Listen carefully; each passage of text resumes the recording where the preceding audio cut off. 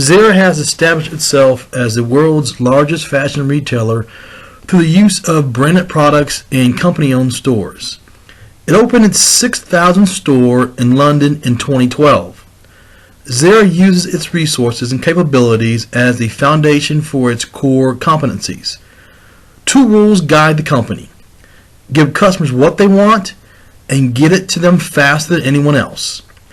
To do this, Zara has developed several capabilities, including the ability to design quickly, collect timely information on customer tastes and habits, and manage its supply chain more efficiently than its competitors. Customers appreciate the rapid inventory turnover, which encourages them to visit the stores frequently. In addition, the rarity of individual pieces gives customers a sense of individuality and has created a large online following.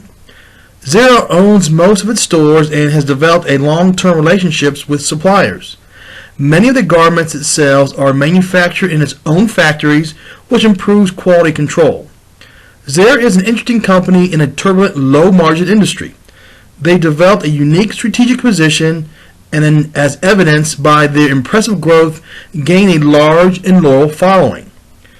Numerous firms such as Coca-Cola, McDonald's, Campbell Soup, and Subway have implemented value-creating strategies using their unique resources, capabilities, and core competencies. In particular, they have developed unique capabilities related to the management of their brands. The ultimate goal of such strategies is for the firms to achieve a sustainable competitive advantage that will enable them to earn above-average returns.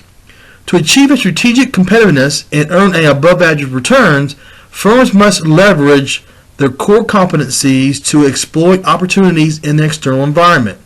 However, a competitive advantage does not always last because value-creating strategies may be successfully imitated or duplicated by competitors.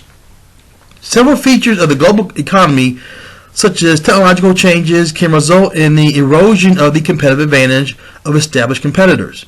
For example, the internet has undermined the competitive advantage of brick-and-mortar rivals.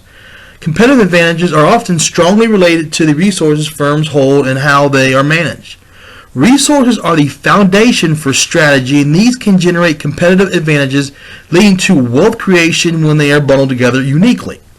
People are especially critical resource for producing innovation and gaining a competitive advantage. Even if they are not as critical in some industries, they are necessary for the development and implementation of firm strategies. The sustainability of a competitive advantage is a function of three factors. 1. The obsolescence of core competence, the basis of value creation as a result of environmental changes. 2. The availability of substitutes for core competence, or the extent to which competitors can use different core competence to overcome value created by the original core competence. And 3, imitatability of the core competence, or the abilities of competitors to develop the same core competence. To sustain a competitive advantage, firms must manage current core competencies while simultaneously developing new competencies. In other words, strategies must continuously make investments that will enhance the value of current competencies while striving to develop new ones. And this we'll discuss further in Chapter 5. This chapter represents the next phase in the strategy development process, what a firm can do. It is linked to the understanding that the managers gain by assessing the external environment to determine what the firm might do or to identify opportunities that might be pursued. The outcomes of the external and internal analysis of a firm's environment must be linked. Analyzing the external environment enables strategists to identify opportunities that the firm can choose to pursue if it is capable of doing so. This capability is determined by a careful analysis of the firm's internal environment, or by determining whether or not it has the resources, capabilities, and core competencies that will enable its successfully